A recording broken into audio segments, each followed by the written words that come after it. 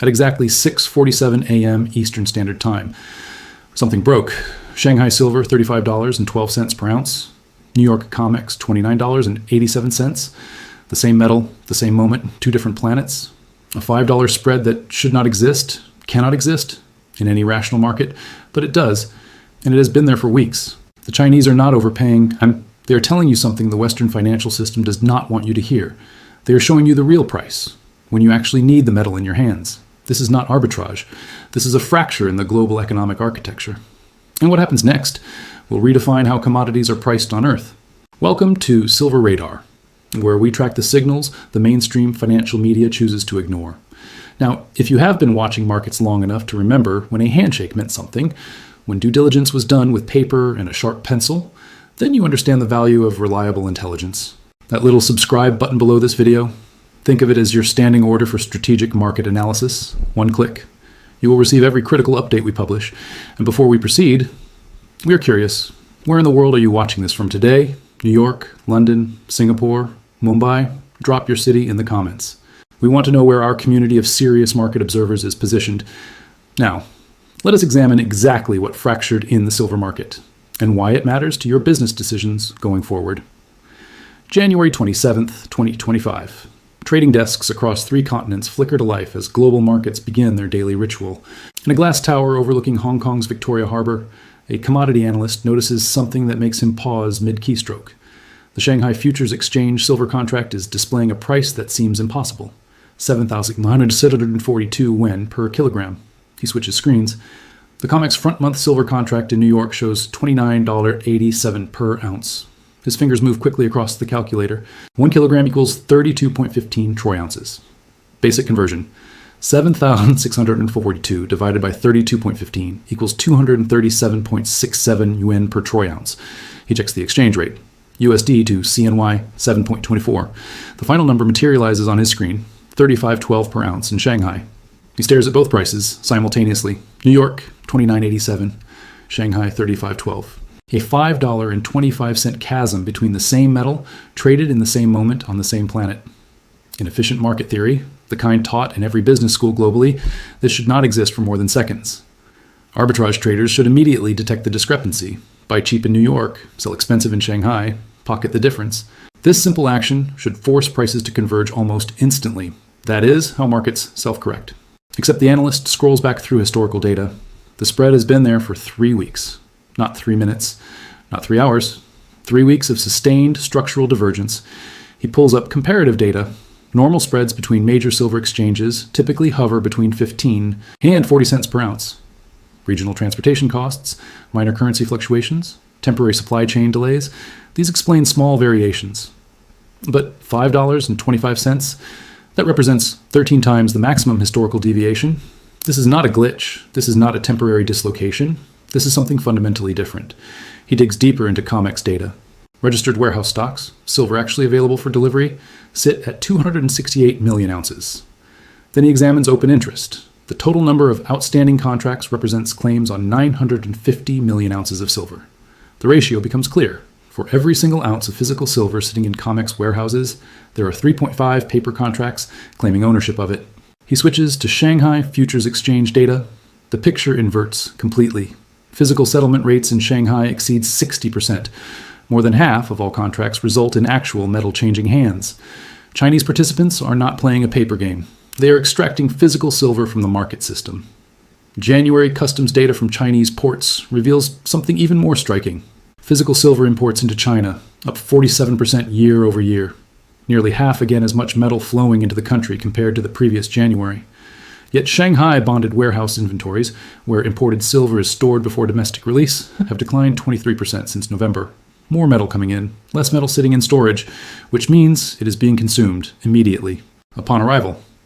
This pattern violates classical supply and demand logic. When prices rise, demand should fall. Buyers should wait for better pricing. But Chinese buyers are doing the opposite, paying premiums, accelerating purchases, accepting higher costs, unless price is not their primary concern. The analyst leans back in his chair. The fluorescent lights of the trading floor hum above him. What Chinese industrial buyers and strategic planners are purchasing is not silver price exposure. They are not betting on future appreciation. They are not hedging financial risk. They are purchasing something more fundamental: delivery certainty. The guarantee that when their solar panel factories need conductive metal next month, it will be there. The assurance that when their electric vehicle plants require circuit components next quarter, the silver will be in their vault. And they are willing to pay a premium that reveals an uncomfortable truth about global commodity markets. The $29.87 price in New York represents the cost of a promise, a digital contract, a financial abstraction. The $35.12 price in Shanghai represents the cost of reality: physical metal, actual delivery, tangible resources. The $5 spread is not measuring geography. It is measuring the distance between paper and reality, between speculation and industrial necessity, between financial engineering and physical scarcity. And that distance is widening. 3,000 kilometers west of Shanghai, in the industrial heart of Jiangsu province, a different kind of calculation is taking place. The procurement officer at Longi Green Energy Technology sits in front of dual monitors, displaying spreadsheets that would make most commodity traders uncomfortable. Column A shows projected solar panel production for the next 18 months. 127 gigawatts of manufacturing capacity scheduled across 12 production facilities. Column B shows the silver requirement per gigawatt, approximately 35,000 troy ounces for photovoltaic cell production. Column C performs the multiplication that determines her entire professional mandate: 4.4 million ounces of industrial silver. Required, non-negotiable. The factories cannot run without it. She does not care that COMEX futures are trading at $29.87. She does not care that financial analysts in London are calling silver overbought at current levels. She cares about one question only: can she secure physical delivery of 4.4 million ounces before Q3 production cycles begin? This is the mentality that Western financial markets fundamentally misunderstand about Chinese commodity acquisition. This is not speculation. This is industrial security doctrine operating at national scale. In March 2024, a directive emerged from the State Council, officially classified, but leaked excerpts circulated among commodity intelligence networks within weeks. The document carried an unremarkable bureaucratic title: Guidelines for Strategic Resource Security in Advanced Manufacturing Sectors. But buried in Section 7, Paragraph 4, was a single sentence that reframed China's entire approach to commodity markets. Price optimization is subordinate to supply certainty for materials classified as strategic industrial inputs. Translation: get the metal first, worry about the cost second. By December 2024, the results of this doctrine became visible in global trade flows. Chinese strategic reserves, managed through a network of state-owned enterprises and officially sanctioned private entities, held an estimated 87,000 metric tons of silver, up from 52,000 tons just 24 months earlier. A 67% increase in strategic stockpiling during a period when Western investment demand actually contracted. Silver ETF holdings in North America dropped 8% year over year. European silver funds saw net outflows of 4,200 tons. Retail investors were selling, hedge funds were reducing exposure, yet global silver prices were not collapsing as supply-demand models predicted they should. Because while Western financial participants were exiting paper positions, Eastern industrial consumers were absorbing every available ounce of physical metal. The demand was not coming from trading desks, it was coming from factory floors. China produces 675 gigawatts of solar panel capacity annually, more than the rest of the world combined. Each gigawatt requires silver for conductive pathways in photovoltaic cells. There is no substitute material that matches silver's electrical conductivity at the required efficiency ratios. No alternative metal, no workaround, no plan B. The numbers compound across industrial sectors. Electric vehicle production: 9.4 million units manufactured in China during 2024. Each vehicle contains 25 to 50 grams of silver in electrical contacts, battery management systems, and charging infrastructure components. Consumer electronics: China manufactures 68% of global smartphone production. Every device contains approximately 0.3 grams of silver in switches, contacts, and circuit board connections.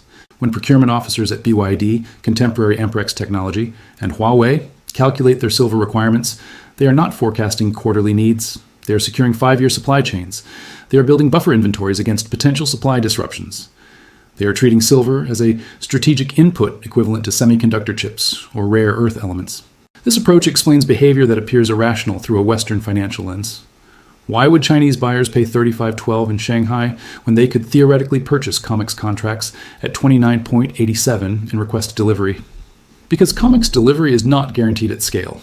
Because delivery timelines extend to 90 days under exchange rules. Because Chinese industrial planners learned from semiconductor shortages and lithium supply disruptions that just-in-time inventory management creates catastrophic vulnerabilities. So they shifted strategy. State-owned enterprises began bypassing futures markets entirely when possible, purchasing directly from mining operations, negotiating long-term supply agreements with refineries in Peru, Mexico, and Australia, paying premiums for guaranteed delivery schedules rather than optimizing for lowest price per ounce. The Shanghai premium is not a market inefficiency, it is the cost of certainty in an uncertain world. And that cost reveals the true value of physical commodities when financial abstraction is stripped away and industrial reality takes precedence.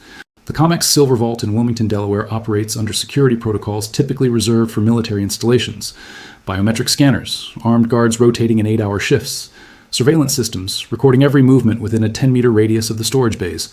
Inside those bays sit approximately 268 million ounces of registered silver, bars stamped with refinery marks, serial numbers, and assay certificates confirming 999 fineness. From the outside, it appears to be exactly what it claims: a repository of physical wealth, a tangible stockpile backing a transparent commodity market. But the mathematical reality tells a different story entirely. At 9:30 a.m. Eastern on any given trading day, the COMEX silver futures market opens with approximately 190,000 contracts in open interest. Each contract represents a claim on 5,000 troy ounces of silver. Simple multiplication: 190,000 contracts times 5,000 ounces equals 950 million ounces of notional exposure, 950 million ounces in paper claims, 268 million ounces in physical inventory. The leverage ratio is 3.54 to 1. For every ounce of actual metal sitting in those Delaware vaults, there are more than 3.5 contracts asserting ownership rights to it. This is not a secret. This is not a conspiracy. This is the openly published, fully transparent structure of how modern commodity futures markets operate.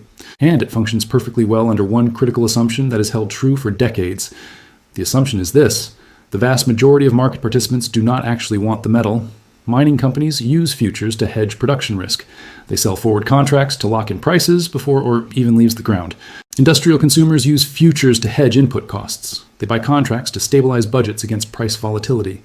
Speculators and investment funds use futures for price exposure without the complications of storage, insurance, and physical logistics. Historical data confirms the assumption. Less than 3% of COMEX silver contracts result in physical delivery. The remaining 97% are settled in cash or rolled forward to future contract months. Traders close positions, take profits or losses, move on. The metal never moves. This creates an efficient market for price discovery and risk management. It provides liquidity. It allows participants to enter and exit positions without the friction of physical transfer. And it operates smoothly as long as delivery requests remain within predictable parameters. But efficiency and resilience are not the same thing. In February 2020, when COVID-19 disrupted global supply chains, something unusual occurred. Physical silver premiums in retail markets exploded to $4 over spot prices. Coin dealers ran out of inventory. Refineries faced labor shortages. Transportation networks experienced delays. Suddenly, COMEX delivery requests spiked, not to 5%, not to 8%, to 12% of open interest within a single delivery month. The exchange faced a problem it was not structurally designed to handle at that scale. The solution was improvisation. COMEX temporarily adjusted delivery specifications to accept 1,000-ounce bars in addition to standard 5,000-ounce contracts. They expanded the list of acceptable refineries. They created emergency protocols to source additional metal from London vaults. The system experienced stress but did not break. Delivery requests eventually normalized. The crisis passed. Markets returned to typical settlement patterns. But the episode revealed a structural vulnerability that most participants prefer not to examine too closely. The COMEX silver market operates as a fractional reserve system, functionally similar to banking. It works efficiently when redemption requests remain low. It faces liquidity constraints when redemptions spike beyond designed capacity. Now examine the current environment through this lens. The Shanghai premium is not retail panic buying. It is not temporary supply chain disruption. It is sustained, institutional-scale physical accumulation occurring in Eastern markets, while Western markets continue operating primarily on paper settlement. Chinese buyers are not requesting COMEX delivery because COMEX delivery timelines, documentation requirements, and logistical complexity do not align with industrial procurement needs. They are purchasing directly in physical markets and accepting premium pricing in exchange for immediate settlement and delivery certainty. This bifurcation creates a scenario the COMEX system was never designed to handle, not a spike in delivery requests, but a sustained exodus of physical demand toward markets that prioritize settlement over speculation. The 8 major bullion banks holding net short positions exceeding 200 million ounces on COMEX built their business models on cash settlement remaining the dominant outcome. Their hedging strategies, their risk models, their profitability calculations, all depend on metals staying in the vaults while contracts are settled electronically. The Shanghai premium is a signal that this assumption may be eroding. September 2024, a boardroom in Seoul, South Korea. The chief procurement officer of Samsung Electronics presents quarterly commodity hedging results to the executive committee. The presentation should be routine. It is not. Slide 7 shows the problem in stark numerical terms. The company hedged silver price exposure using COMEX futures contracts at an average price of $29.40 per ounce for Q3 production requirements. Standard risk management practice, textbook commodity hedging strategy. But when procurement teams attempted to source physical silver for manufacturing facilities across Asia, spot market prices averaged $34.80 per ounce. The hedge, designed to protect the company from price volatility, failed by $5.40 per ounce. On 2.3 million ounces of industrial consumption, that translated to $12.4 million in unhedged cost overruns. The financial instruments and the physical reality had decoupled. The paper market said one thing, the metal market said another. And the company's hedging program, built on decades of correlation between futures and spot prices, became strategically worthless. This is not a hypothetical scenario. This occurred. Electronics manufacturers in Taiwan reported similar discrepancies. Automotive suppliers in Japan faced identical problems. The divergence between Western futures pricing and Asian physical markets created a procurement crisis that risk management departments were structurally unprepared to handle, because the underlying assumption of global commodity markets, that price discovery is unified across geographies, was breaking down in real time. When silver trades at $29.87 in New York and $35.12 in Shanghai simultaneously for weeks, it signals more than temporary market inefficiency. It signals the emergence of parallel economic systems operating under fundamentally different valuation frameworks. Western financial markets price silver as a tradable security, a vehicle for speculation, a hedge against inflation, a portfolio diversification tool. The price reflects sentiment, technical analysis patterns, options positioning, and algorithmic trading flows. It is abstracted from physical reality by layers of financial engineering. Eastern industrial systems price silver as a strategic input, a tangible resource required for manufacturing capacity. The price reflects delivery timelines, supply chain security, geopolitical risk, and industrial necessity. It is anchored to physical reality by the actual requirements of factory production schedules. These are not compatible pricing mechanisms. They cannot produce identical valuations because they are measuring different things entirely. For multinational corporations navigating this bifurcated landscape, the strategic implications extend beyond hedging failures. Inventory management doctrine requires fundamental reconsideration. The just-in-time supply chain model, optimized for cost efficiency and minimal working capital, assumes reliable access to inputs at predictable prices. But when physical markets diverge from financial markets, that assumption collapses. Companies face a choice: maintain lean inventories and accept procurement risk, or build strategic buffers and accept higher carrying costs. Neither option is attractive. Both represent departures from established operational doctrine. For investors holding silver through ETFs or other financial instruments, parallel questions emerge. These funds price their shares based on COMEX futures or London spot markets. But if sustained premiums exist in physical markets where actual metal changes hands, does the ETF accurately represent the value of silver? More critically, in a scenario where broad physical delivery is requested, can the ETF acquire metal at its stated net asset value? Or would it face the same procurement challenges that industrial consumers are already experiencing, paying substantial premiums over the paper price to secure actual inventory? The geopolitical dimension adds another layer of complexity. BRICS nations have actively discussed establishing alternative commodity trading platforms denominated in currencies other than the US dollar. Russia and China have conducted bilateral commodity trades settled in rubles and yuan. Iran and India have explored rupee-based payment systems for oil. If these initiatives expand and formalize, the result would be structurally separate commodity markets with independent price discovery mechanisms. The Shanghai silver premium may not be an anomaly. It may be a preview of a more permanently fragmented global trading architecture. The strategic imperative for business leaders becomes clear through this analysis. In markets where price discovery has fractured along geopolitical and operational lines, understanding which price reflects your actual exposure is not an academic exercise. It is a survival requirement. Paper prices measure financial sentiment. Physical prices measure industrial reality. The gap between them is widening, and positioning for that divergence, before it becomes irreversible, may determine which companies navigate the transition successfully and which companies discover too late that their risk models were built on assumptions that no longer hold. The market has already shattered. The question is whether participants recognize it.